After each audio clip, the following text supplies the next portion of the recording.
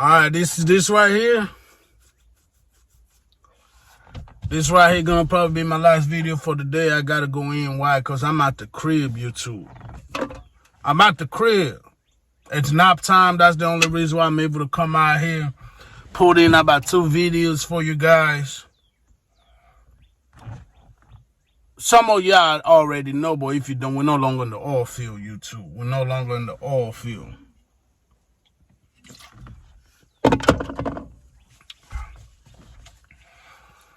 Yeah.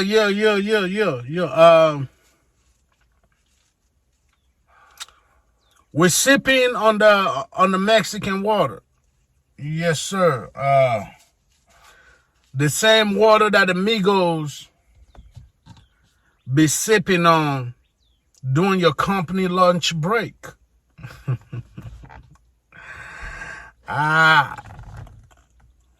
Man, I miss my fangs, y'all. I ain't gonna lie. But yeah, it's the same water. The same alpha. Let me take another one.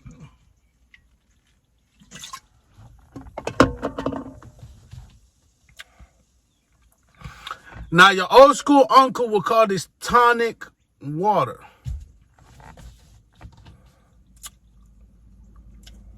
I call it the Mexican water. Yes, sir. This,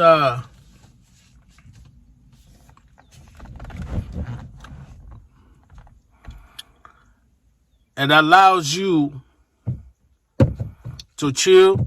We just had hella rain. In case y'all don't see the last video. Hella rain going on. Obviously, I'm at the farmhouse, like I said. So we just out here relaxing. I'm about to go in there. I opened up my freezer earlier. And I got out some of the beef. My deep freezer. I got out some of the beef that I had. That I had gotten about like 2 years ago. Oh, nosy ass. Look at what she doing right there. She trying to see what the dogs are barking about.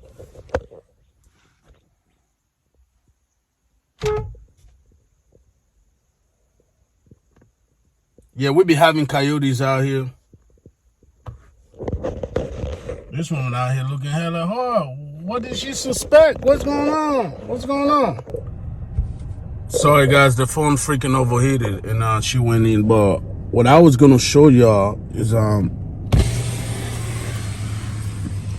so there goes some more cows out there. I know y'all, can y'all see them?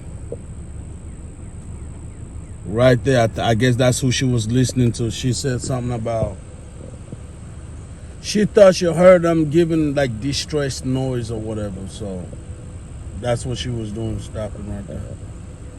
It just rained like crazy. So I mean, shh.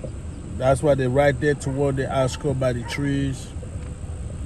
I guess they was hiding from the rain. But anyways, roll this back up. But yeah, so we at the crib, y'all.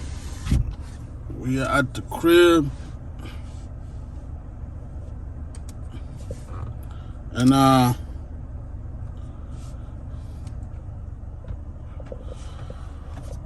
with all that being said, we have been about 3 weeks now out of the oil field. I've just made a video, if you haven't seen that, that's 5 things.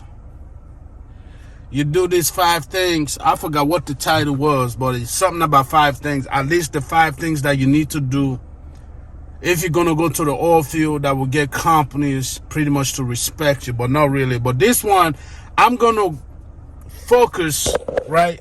On this one, I'm going to focus on 1. Number 1 on the list of those lists that I made. So please listen to me, man. This is going to help you out so freaking much, way more than you think.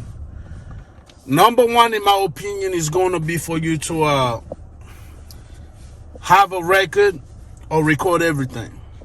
Okay? That's number 1, YouTube. I'm going to tell you why I'm saying this. I broke it down on the last video, but I'm going to say this again. If you want to get paid what you are owed by this trucking company, whether it be in the oil field, OTR, hourly, whatever, you got to record and take documentation of every freaking thing, YouTube. Do y'all understand what I'm saying? Now, some of y'all don't. Some of y'all don't. Us truckers, man, we are the only professionals that just go into things and get mistreated however. And I feel like most of us don't really give a damn like that. And I'm trying to change that. I'm trying to change that, YouTube. I'm trying to tell y'all, man. I'm trying to change that. So, let me tell you what I mean by record. Let me make sure this thing didn't overheat again. Okay, cool. Let me tell you what I mean by record and keep documentation of everything. I pointed out in the last video, but I'm going to do it in this video. During the recruiting process, most of us have a tendency of calling the recruiter. Now, before I even get into that, I want y'all to realize that most of these companies have an in-house recruiting team. In-house recruiting team. Now, there are some companies that will hire like a third-party recruiter that go on Indeed, Craigslist, and yada, yada, and just recruit people, and then they send it to the company. Okay, there's some that do that, but there are others that literally have recruiters. In-house recruiters that is part of the company. This message is for those in-house recruiters that are part of the company. Okay? How many trucking jobs have you had where you're on the phone? This girl say, oh yeah, man, you should be expecting to make anywhere between $2,000 or $3,000 a week. We are a non-forced dispatch. After 3-4 months, you get a 2-3% raise. Every month we have a safety incentives, $1,500. No forced dispatch. Home, we have a great. They don't just say we have a good, or it's always we have a great home time balance. We are an employee-led company. Our drivers are our focus, or our drivers are our number one priority. You know, all that BS they got to sell you to get you in the company, YouTube.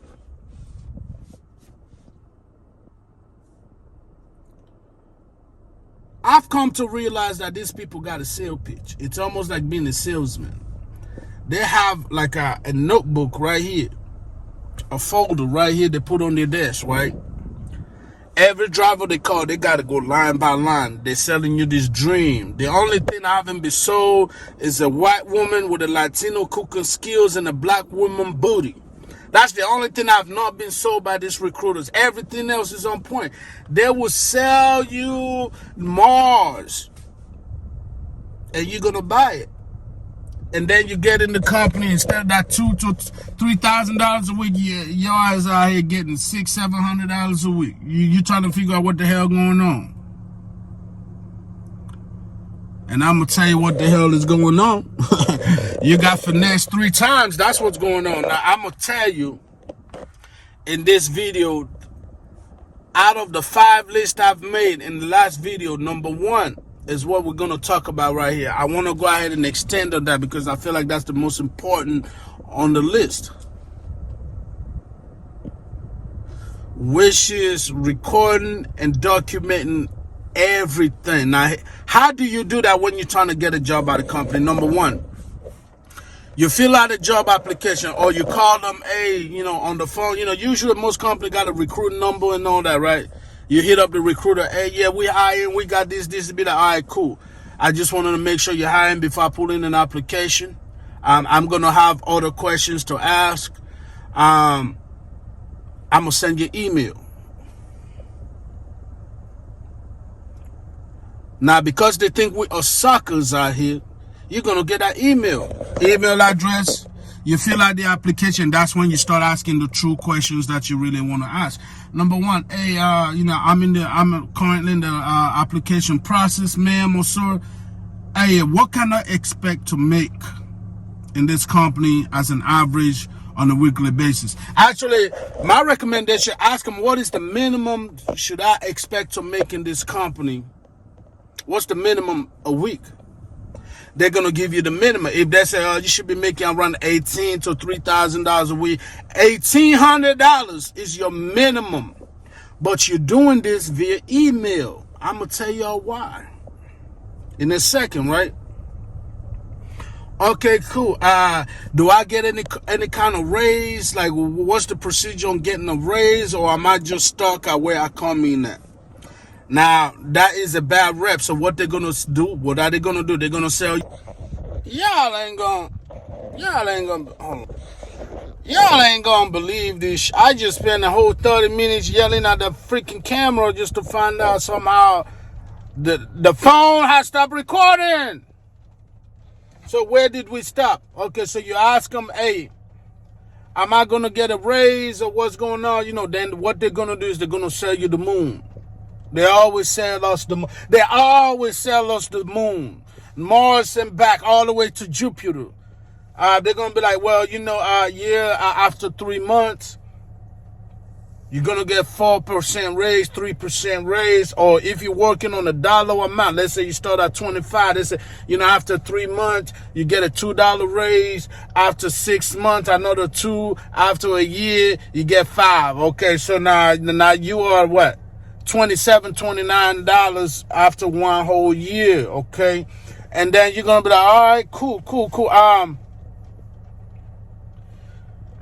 Do you guys have like any safety incentive? Oh yeah. You know, after 3-4 months, you get a safety bonus if you have no movable incident, no ticket, no accident, yada yada. Y'all know the list. Y'all truck driver, you know the list. You're gonna get a $500. Is that right? Is that right? Is that right? Type, is that right? Yeah. Okay, cool. So now you got $500, you know, after 3-6 months or whatever the time frame is that they give you if you have no accident, no reportable incident, no more yada yada. Okay, cool. So that they just promise you X amount of raise, 3-6 a year. Now they tell you get a safety bonus. If you don't have no, movable, no remote recordable violation, movable, yada yada yada. Okay, now then you're gonna hit them up. You're gonna ask them, hey, let's see, you already ask them about the safety, right? You already ask them about the safety. You already ask about the increase in a raise, right? They gave you a raise. Once again, the raise gonna apply depending on if you're getting paid by the hour, the percentage, or the cents per mile, or whatever. It doesn't matter, okay? You got that safety bonus. Okay. So you got all this stuff locked in. There's always one more that they always say. Oh, yeah. Hey, man, do you have, you guys got anything going on for, if you pass like a level 1 inspection and things of that nature? All of them always got something, the latest and greatest offer on passing DOT inspection. Trust me, I've been in this game for 8+ years, man. Every company offer you something that's so damn crazy, man. It'd be like $1,000, $500 if you pass a level 1. You're like, is that right?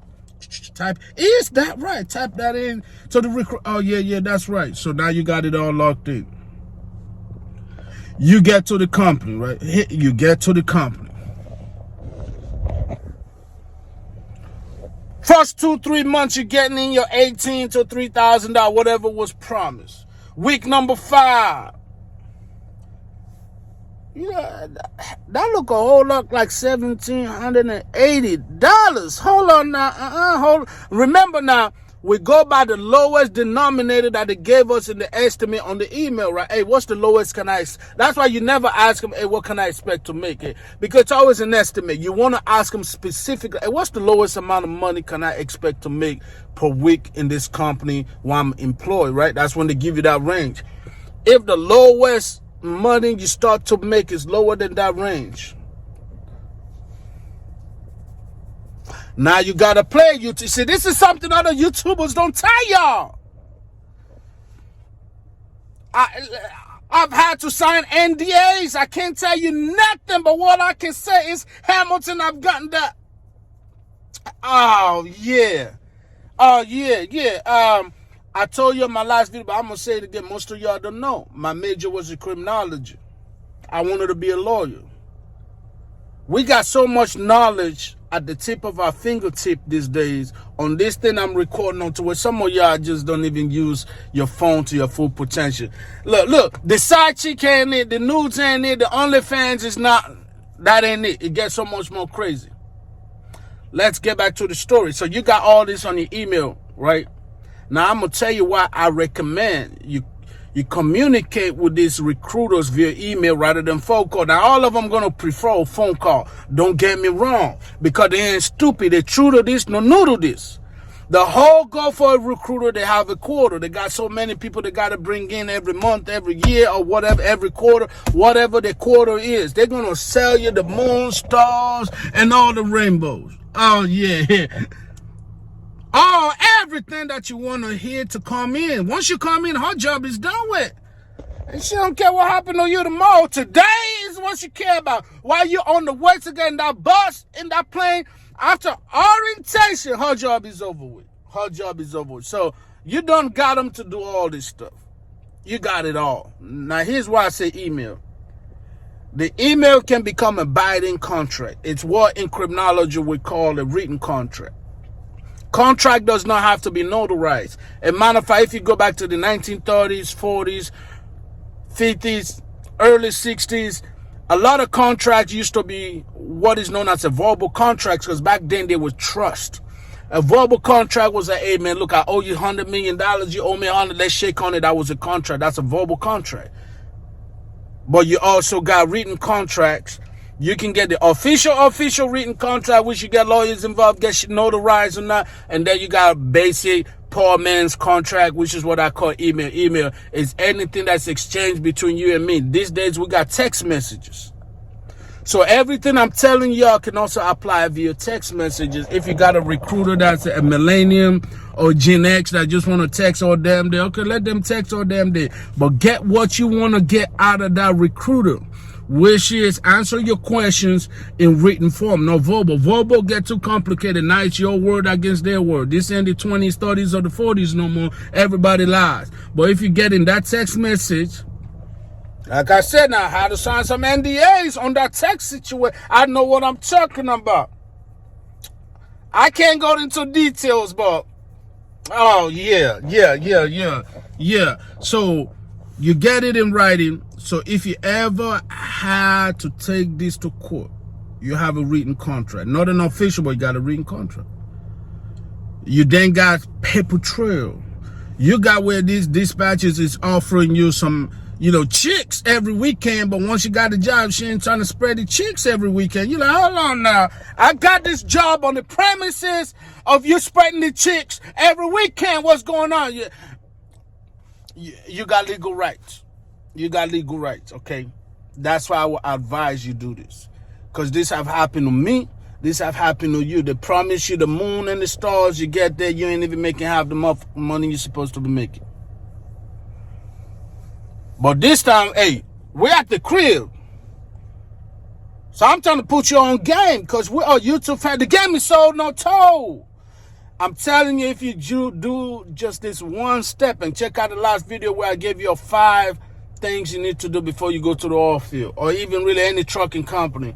Go through that 5 list. But number 1 is what I'm reiterating right here is important. Record and document everything. Because if you can promise all those, you have paper trail on all those promises that was made prior to you getting the job. You then got paper trail for that. So if you ever decide to take legal actions, you got something you can stand on. But most of y'all don't do that, and recruiters do that phone call nonsense on purpose, y'all. They do that phone call nonsense on purpose, and I'm trying to put you all on game. You can be stupid. I'll be trucking for 600 years. I don't give a damn how long you've been trucking for 600 years. You'll also be taken advantage of for 600 years. So this is for the young bucks who want to listen. I don't care if you're going to the oil field, you're going to go OTR. If you do this, you're going to get your money. If you do this, you're going to get your money. You can get your money on the pay stub, or you can get your money in court in a settlement. I'm trying to tell y'all, if she promised $1,800, you out here getting $1,200, $900, $1,500, and on the good week you're getting $15. You're like, hold on now, hold on. This ain't what you promised me. You can then talk to somebody like me, and I'm going to just send your ass to an employment lawyer, because I can't do nothing for you. I can give you advice. Advice-wise, I can give you advice on what you can potentially do. But the most important is you then have paperwork. You got the trail. You got it written. That's known, it's a version of a contract. If you go in front of a judge, you show them all this. Look, Your Honor, I got this job based on the premises of this. Promises that were made to me. Here's what it is. On February 5th, I asked her this question. She said this. March and February 5th, 6, 7, 8, 9, 10, we were communicating. Then I finally applied, and it was based on this condition that I applied for the job, and they are not honoring what was promised to me. You can prove that, but you can't prove that on no damn phone call.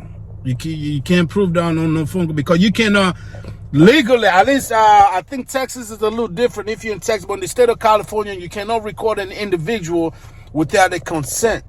Audio record, visual, you can't do none of that. In the state of Texas, you know, we Republican, we God-fearing man out here. You're going to do me wrong? I got to do what I got to do to protect myself. But this is the easiest way to protect. This is your easiest way to get paid. The easiest way to come in with a man with a pen for you to get the green, to get in between. Because they promise you $1,800. You let them know, look, yeah, I promised me $1,800. I need that 18. I don't give a damn what y'all got to do. I can sit for 3 days. I don't care. But I need $1,500. And obviously, you know, if you watch the other videos where I told y'all, go ahead, you monitor the policy of the company so you know everything. So you know when they're retaliating. You got to see what the policies allow. If their policy said we got the right to refuse your loads and stuff like that, hey, man, do what you got to do. But most likely they're not going to say that. Ain't no policy ever said that.